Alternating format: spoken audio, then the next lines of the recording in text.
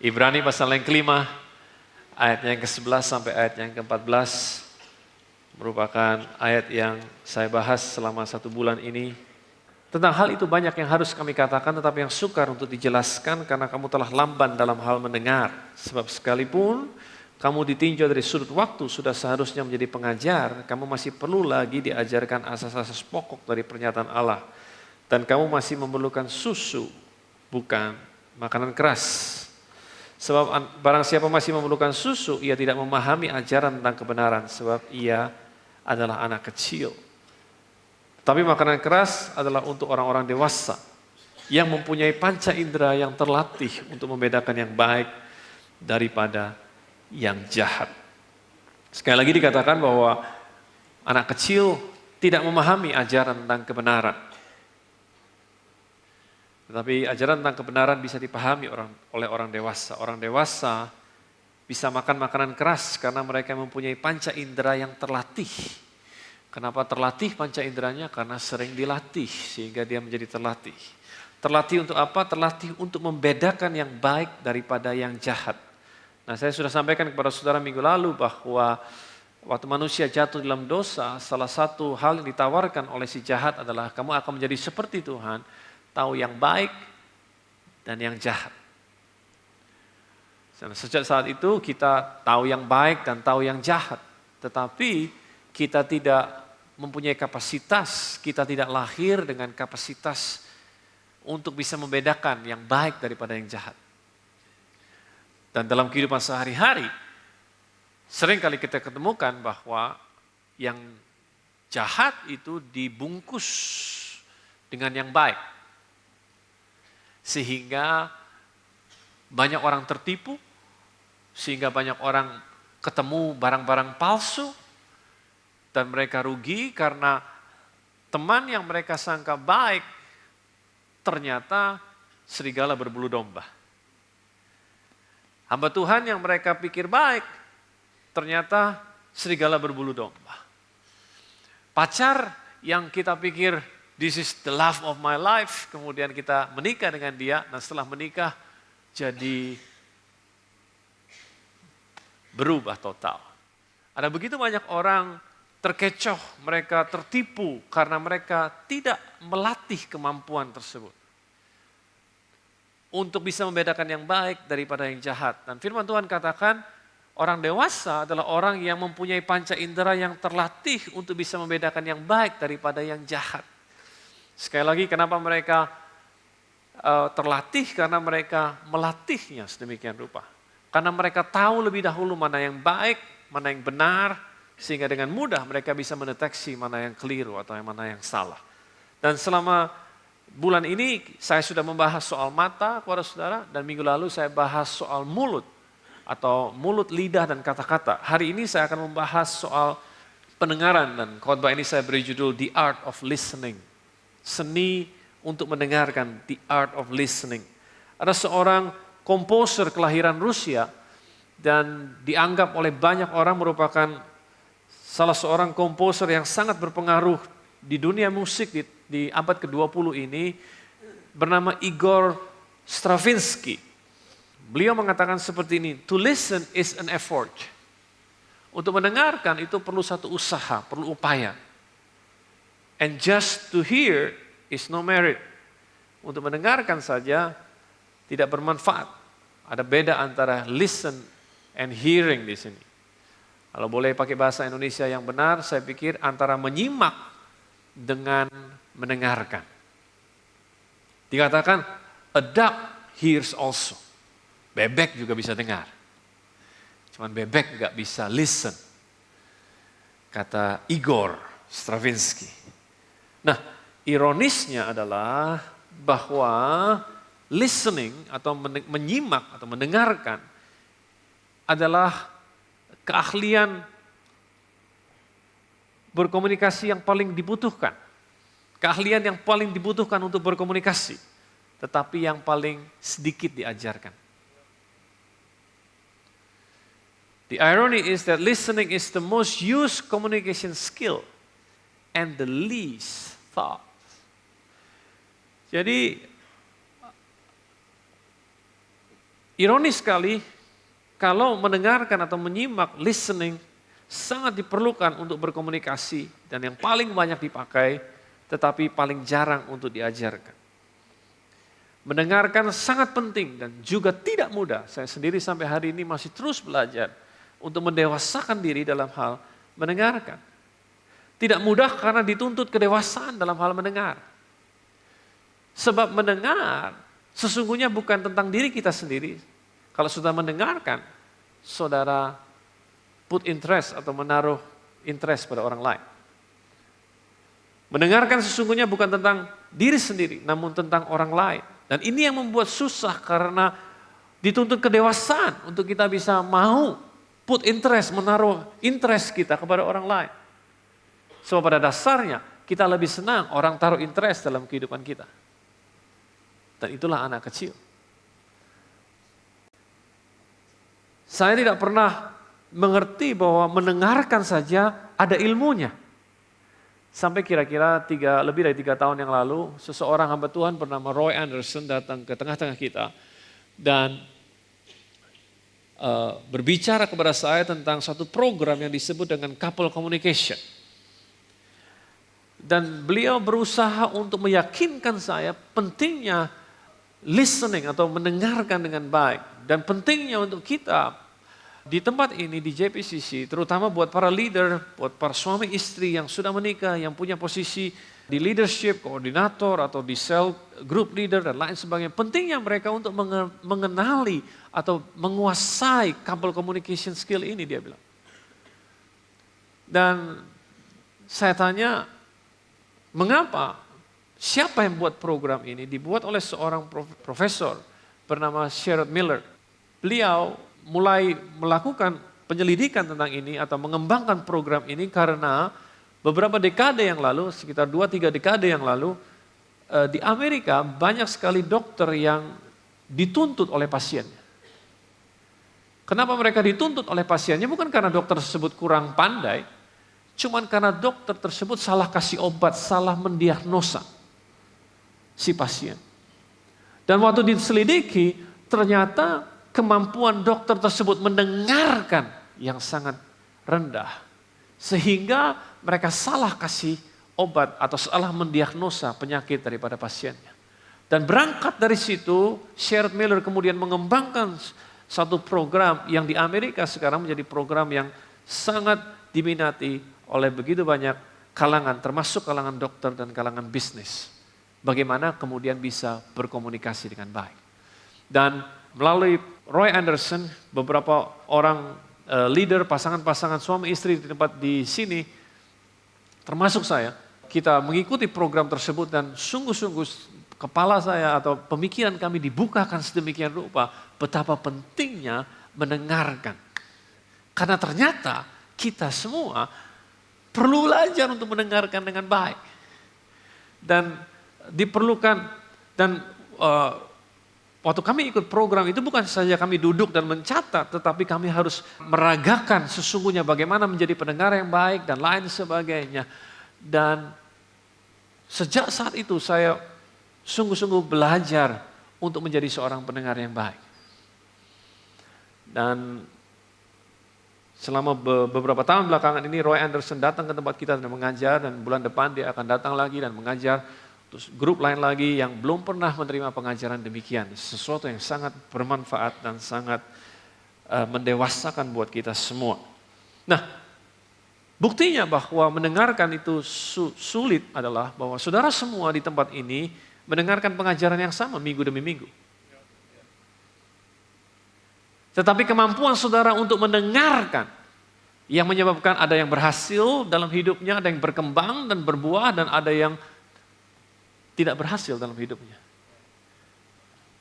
Kemampuan saudara untuk mendengarkan yang menyebabkan ada orang yang kemudian diberkati Tuhan luar biasa, berubah hidupnya dan direstorasi. Tapi ada juga yang sebaliknya. Mereka mendengarkan pengajaran yang sama, tapi kemampuan mereka, they hear the same thing, mereka mendengar hal yang sama, tetapi they don't listen. Mereka tidak mendengar dengan sama. Hearing Berbeda dengan listening. You can hear, but you don't listen.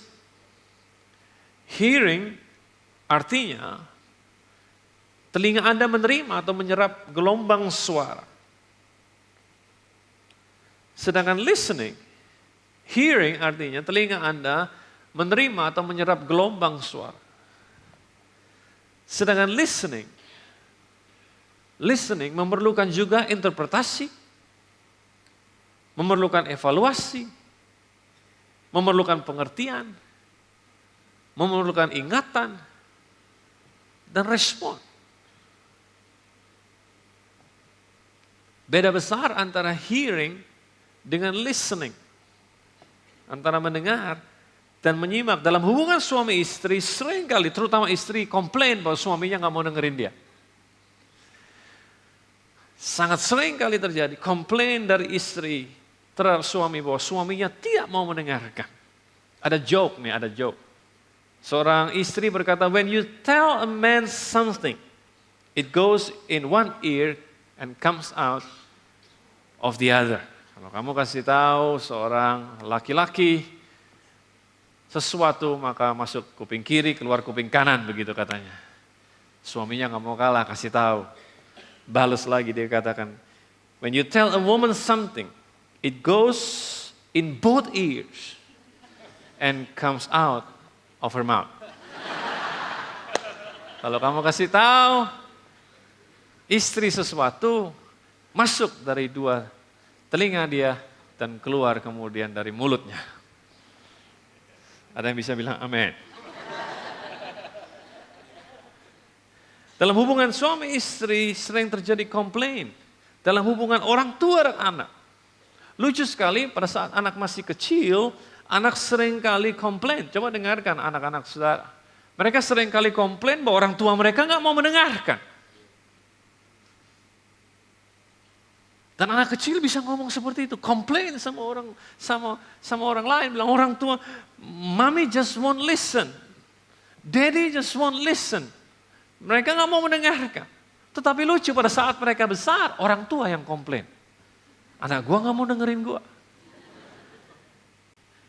Sepertinya sesuatu yang ditanam pada masa mereka masih muda, kemudian mereka tuai pada saat mereka menjadi dewasa.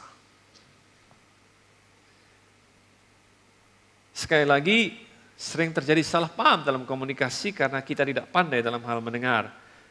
Kalau saja kita dapat mendengar dengan baik, we listen carefully, listen good. Kalau kita mendengar dengan baik, ada begitu banyak problem yang kita bisa hindari dan dapat kita selesaikan dengan cepat. Antara dokter dan pasien, seperti yang saya katakan tadi. Dan kita tahu bahwa kalau kita ke dokter, kita nggak senantiasa didiagnosa, kita nggak senantiasa harus doing checking, periksa darah dan lain sebagainya. Kebanyakan kita cuma ditanya apa keluhannya, betul nggak? Apa keluhannya? Nah kalau seorang dokter tidak tahu bagaimana caranya menarik perkataan keluar, sehingga dia dapat gambaran yang jelas tentang apa yang sedang dialami. Atau kalau pada saat sang pasien lagi ngomong, dokternya tarik konklusi dengan cepat. Oh, ini kan begini kan, terus kemudian tulis resep dan lain sebagainya. Cepat-cepat, buru-buru karena dia tahu masih banyak orang di ruang tunggu. Ini, that's it. Next. Bisa terjadi salah komunikasi, tidak selalu tapi bisa terjadi. Antara pembeli dan penjual. Antara seorang yang mau jualan, salesman, dan pembeli. Nah, berapa banyak di antara saudara yang pernah ditelepon sama salesman dan dia ngomong terus. Ada yang pernah ngalami hal itu coba?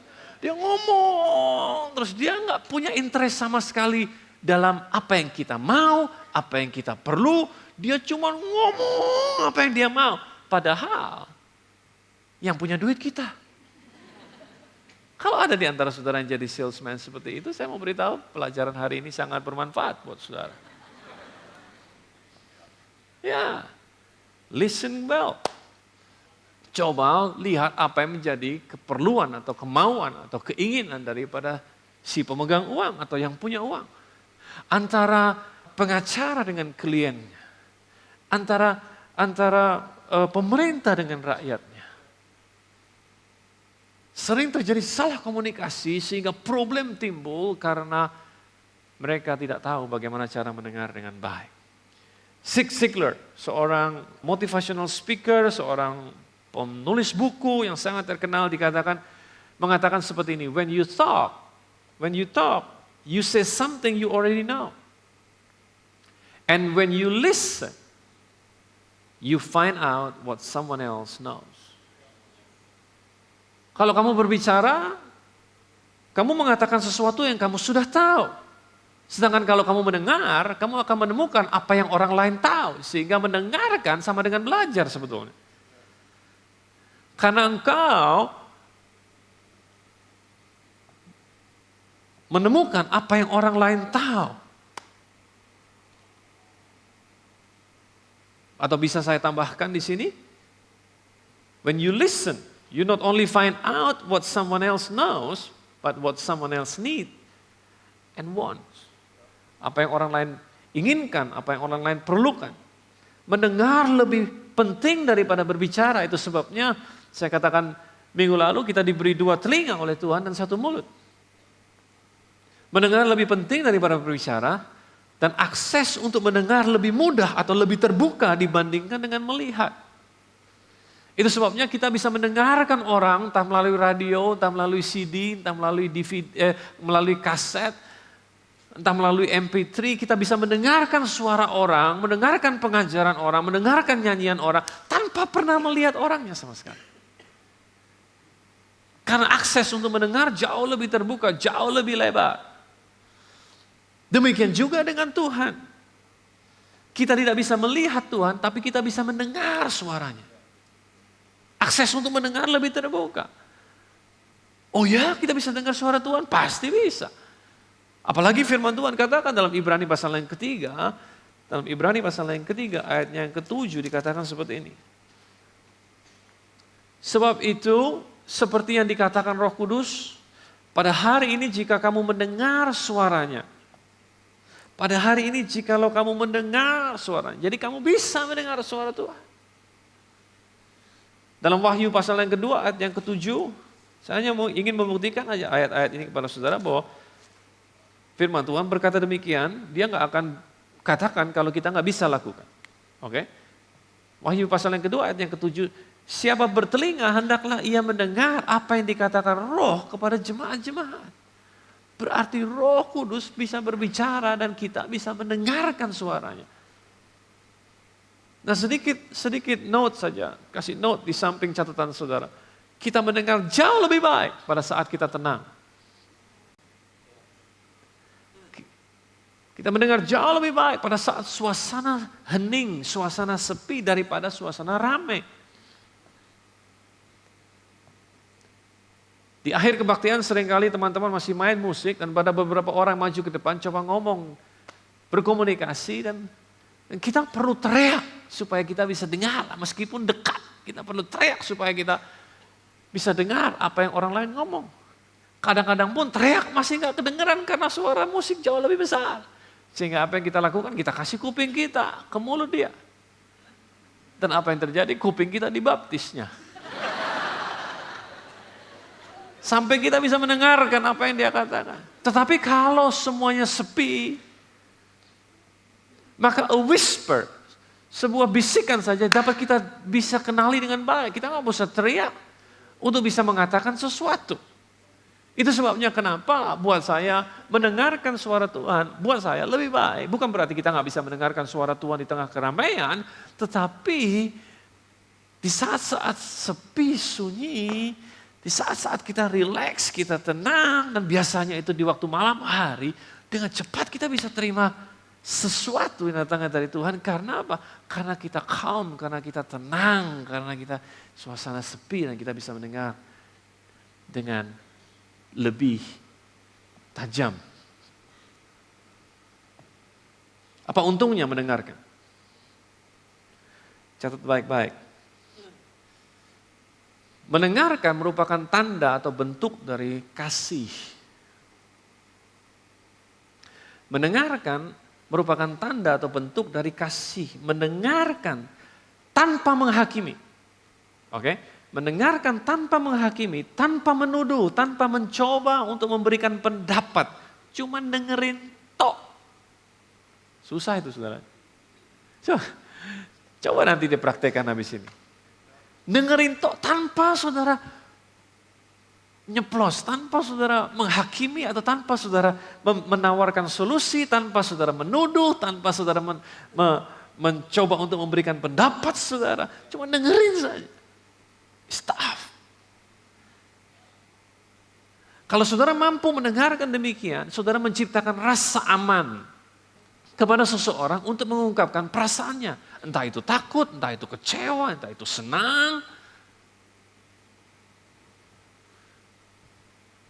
Dan itu merupakan tanda yang diterima oleh mereka adalah bahwa Anda mengasihi dia.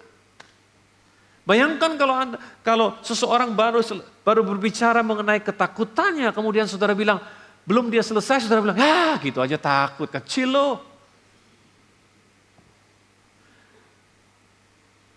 Saudara tidak memberi rasa aman kepada dia untuk menceritakan apa yang ada dalam isi hatinya. Mendengarkan seseorang yang sedang mengungkapkan apa yang menjadi keinginan, menjadi mimpi dia, dan lain sebagainya. Tanpa saudara memberikan jawaban atau memberikan pendapat saudara, merupakan bentuk kasih. Tanpa saudara bilang, ya cetek banget sih mimpi lu. Kecuali saudara diminta pendapatnya. Memberikan seseorang kesempatan untuk membuang unek-uneknya. Apa yang menjadi mengganjal di pikirannya. Sehingga orang tersebut karena dia buang kepada saudara, dia jadi clear, dia jadi bersih. Dan setiap kali kenapa sih orang mau counseling? Kalau saudara yang ikut COC, Community of Counselors, tahu saudara. Bahwa kebanyakan orang mau counseling cuma mau didengerin doang. Dia cuma butuh orang yang mau dengerin dia. Karena dia udah ngomong kemana-mana di rumahnya, ke temennya, kemana-mana gak ada yang mau dengerin. Gua perlu counseling. Sebetulnya apa yang dia perlu? Dia cuma perlu telinga yang mau dengerin dia.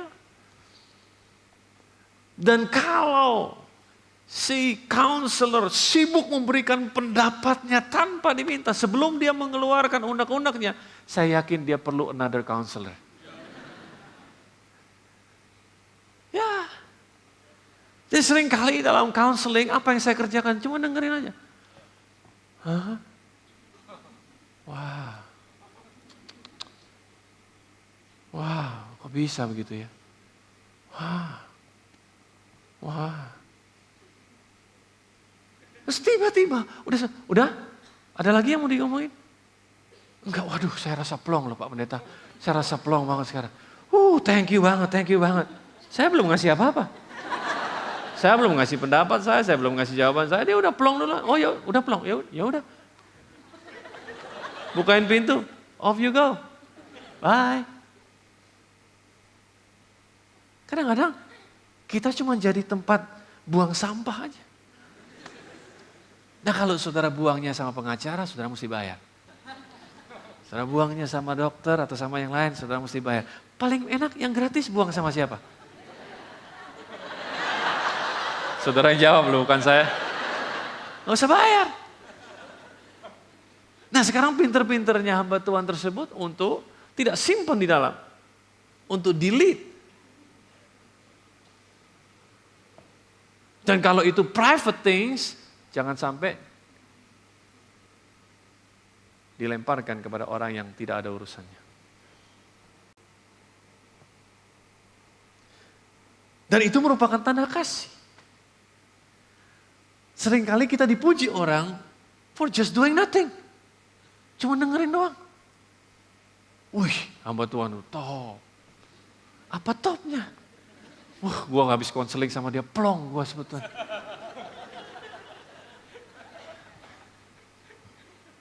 Kalau kita gagal menjadi pendengar yang baik, buat pasangan kita, buat anak, buat orang tua, buat teman, buat pegawai, secara tidak sadar, dengar baik-baik, secara tidak sadar, kita membuat mereka menjadi menutup diri. Apalagi kalau dia belum selesai ngomong, kita langsung potong, kita langsung potong, kita langsung potong. Akhirnya mereka menjadi tertutup, dan pada saat mereka tertutup, mereka akan berpikir seperti ini, ngapain gue ngomong, gue gak pernah didengerin.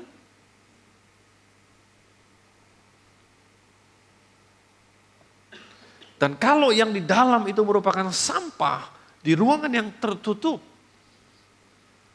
maka tambah lama tambah baunya kemana-mana. Bisa keluar dari mana saja, bisa keluar dari mulut dia, bisa keluar dari tindakan-tindakan dia, bisa keluar dari pandangan dia, bisa keluar dari tulisan dia, bisa keluar dari mana-mana, saudara, baunya. Yang kedua, mendengarkan merupakan tanda bahwa saudara menghormati, saudara appreciate, saudara menghormati.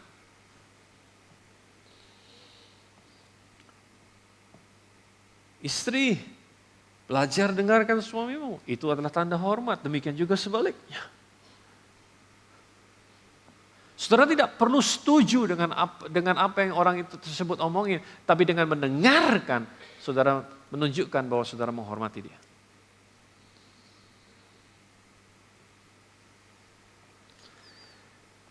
Perhatikan, saudara, terutama yang masih muda di sini, belum menikah, perhatikan baik-baik. Saya kasih saudara suatu catatan penting untuk masa depan saudara. Yang belum kerja atau yang sedang bekerja dan lain sebagainya. Hal-hal ini penting untuk saudara ketemukan. Untuk saudara pelajari. Yang ketiga, melalui mendengarkan kita dapat mengenali nilai atau prinsip hidup seseorang. Melalui mendengarkan kita dapat mengenali nilai atau prinsip hidup seseorang. Itu sebabnya minggu lalu saya katakan kalau saudara pandai, saudara melatih diri saudara untuk tahu membedakan mana yang benar dan mana yang salah. Saudara sudah mempelajari kebenaran, saudara melatih diri saudara sedemikian rupa. Maka kalau saudara berbicara dengan seseorang atau dalam komunikasi dengan seseorang, semakin banyak lawan saudara berkata-kata, semakin saudara tahu siapa dia. Diam aja saudara, dengerin aja dia. Semakin banyak dia ngomong, semakin saudara tahu siapa orang ini. Apa nilai hidupnya? Apa pegangan dia? Siapa dia sesungguhnya? Karena Matius pasal yang ke-15 ayat yang ke-18 katakan seperti ini. Matius pasal yang ke-15 ayat yang ke-18. Katakan seperti ini. Tetapi apa yang keluar dari mulut berasal dari apa? Hati, dan itu yang menajiskan orang. Apa yang keluar dari mulut, keluar dari hati, dan itulah yang menajiskan orang. Kalau Anda dewasa, maka pada saat Anda mendengarkan, Anda dapat membedakan pembicaraan yang baik, yang mana, pembicaraan yang tidak baik, yang mana. Anda bisa membedakan mana pembicaraan yang membangun hubungan atau mana pembicaraan yang merusakkan hubungan. Mana pembicaraan yang bermutu maupun mana pembicaraan yang tidak bermutu. Mana yang perlu diteruskan dan mana yang tidak perlu diteruskan. Cukup berhenti sampai di sini dan delete. Saya hapus di situ. Perlu suatu latihan, saudara. Apalagi kalau kita dengar gosip panas. Wah. Kalau kita dengar gosip panas, tangan kita kayak panas banget nih. Perlu dialihkan ke orang lain. Ini tangkap. Waduh, gosip panas nih. Perlu dikasih ke orang lain. Masalahnya, gosip belum tentu benar. Dan dengan membantu passing, membantu untuk melemparkan ke orang lain, kita bisa menjadi alat untuk ikut merusak kehidupan orang. Memberitakan sesuatu yang belum tentu benar.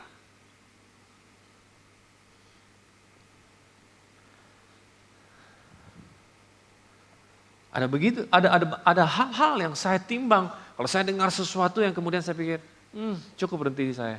Selesai. Delete. Saya nggak perlu ceritakan sama orang lain. Delete aja udah. Karena nggak ada untungnya. Ada hal-hal yang kita dengar yang bisa membangun iman atau bisa melemahkan iman kita. Karena Roma pasal yang ke-10 ayat yang ke-17 katakan iman datang dari mana? Dari pendengaran. Jadi kenapa iman saudara lemah? Karena apa yang saudara dengar. Saudara nggak melatih diri. Yang mestinya saudara nggak kasih kuping, saudara kasih kuping. Yang mestinya saudara kasih kuping, saudara nggak kasih kuping. Kalau ada gosip aja, kuping rasanya dekat. Tapi kalau ada prinsip kehidupan, kalau ada nilai-nilai kehidupan yang baik, kalau ada pengajaran yang benar dan lain sebagainya, kita nggak mau memberikan kuping kita untuk mendengarkan ke situ. Tetapi jadi iman timbul dari pendengaran, kata firman Tuhan, pendengaran akan firman Kristus. Nah, sekarang beberapa teknik tentang mendengarkan. Ini saya ambil dari couple communication yang kita pelajari bersama-sama pada saat itu. Ya, saudara bisa praktekkan ini nanti di date, di cell group, kalau saudara bertemu dengan teman-teman yang lain. Coba, it's not easy. Cuma kalau kita mau melatih sedemikian rupa, maka kita bisa. Atau kalau saudara mau latihan suami istri di rumah nanti, it's gonna be fun. Ya. Pertama, teknik mendengarkan yang baik. Ini sesuatu yang saya sampai hari ini masih terus pelajari dan berusaha untuk master, berusaha untuk kuasai. Pertama, fokus pada apa yang dikatakan. Fokus kepada apa yang dikatakan pada saat mendengarkan seseorang mengutarakan pendapat dan perasaannya. Bukan kepada apa yang Anda pikirkan. Fokus kepada apa yang dikatakan pada saat mendengarkan seseorang. Mengutarakan pendapat dan perasaannya. Dan bukan pada apa yang Anda pikirkan.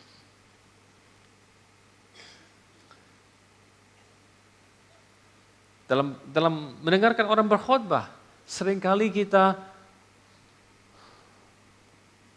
dicobai untuk kemudian memikirkan sendiri daripada mendengarkan apa yang orang itu katakan. Betul apa tidak? Ya. Sehingga kita kehilangan apa yang dia katakan. Karena kita sibuk dengan pemikiran kita sendiri. Demikian juga kalau kita sedang bicara pada orang. Yang kedua, hindari menyatakan pendapat, nasihat, atau solusi. Atau apa yang Anda rasa sebelum pembicara menyelesaikan perkataannya. Ini yang menyebabkan kenapa istri seringkali komplain bahwa suaminya nggak mau mendengar. Sebab seringkali istri hanya mau suaminya mendengarkan dia. Dia sudah tahu jawabannya. Seringkali sebelum dia ngomong, dia udah tahu jawabannya apa. Cuma dia butuh didengerin tok. Tetapi pada saat sang suami mendengarkan problem yang diutarakan istri dengan segera karena otaknya, karena hormonnya, karena all his being, dia segera langsung cari jalan keluar. Tawarkan solusi. Sesuatu yang tidak diperlukan oleh seorang istri. Seringkali. Tidak selamanya demikian, tapi seringkali. Dan itu sebabnya kemudian ribut. Sang istri bilang, kenapa sih kamu gak mau dengerin? Sang suami bilang, gue dengerin. Ketiga, ulangi. Kalau perlu dalam bentuk ringkasan, ulangi. Untuk memastikan Anda mempunyai pengertian yang sama dengan pembicara. Apalagi kalau ini bicara soal hal-hal penting. Makanya itu sebab, saudara bisa lihat ini di sebuah restoran yang baik. Di restoran yang baik, maka waitersnya setelah selesai ambil order, dia akan selalu bilang, saya ulangi Pak ya, apa pesanan Anda? Betul nggak? Saya ulangi Pak ya, ini. Kenapa dia berkata demikian? Sebab kalau dia tidak mengulangi, maka besar kemungkinan, apalagi kalau banyak orang dalam satu meja, banyak yang dipesan, akibatnya apa? Jadi lebih lama, jadi keliru dan lain sebagainya. Mengakibatkan banyak hal, banyak problem yang bisa terjadi. Nah pada saat dia bilang, saya ulangi Pak ya, giliran saudara yang mesti dengerin. Betul nggak? Tanggung jawab ada di tangan saudara. Saya ulangi Pak ya. Sebab kalau dia sudah mengulang, kemudian saudara nggak mendengar, dia datang dengan sesuatu yang saudara tidak mau. maka bukan salah dia lagi, tapi salah saudara.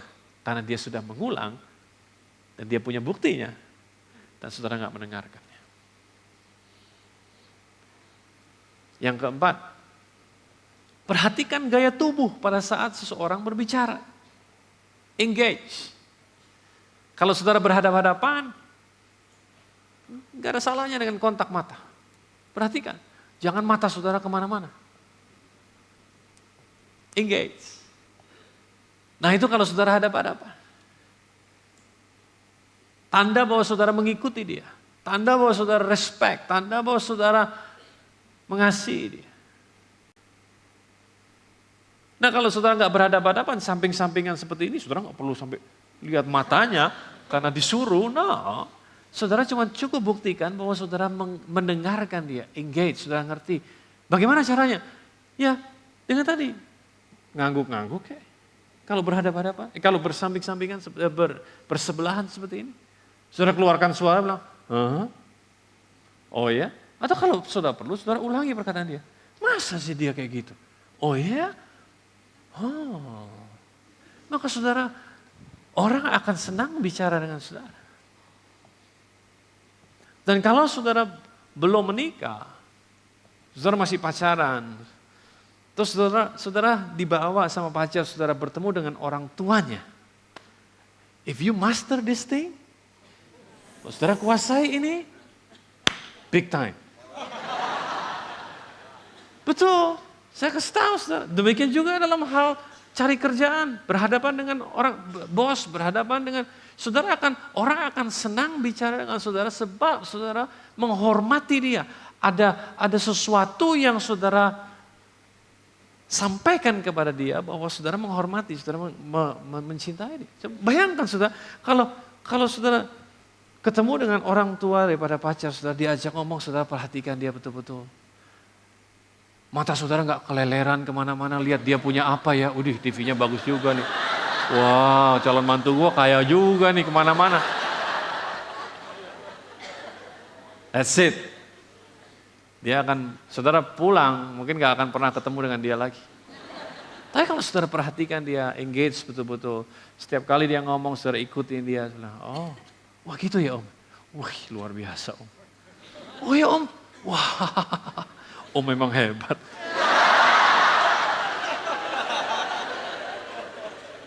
Oh masak tante? Iya tante. Oh iya tante. Wah. Luar biasa. Oh gitu tante ya. Coba bayangin. Saudara pulang, saudara jadi bahan pembicaraan.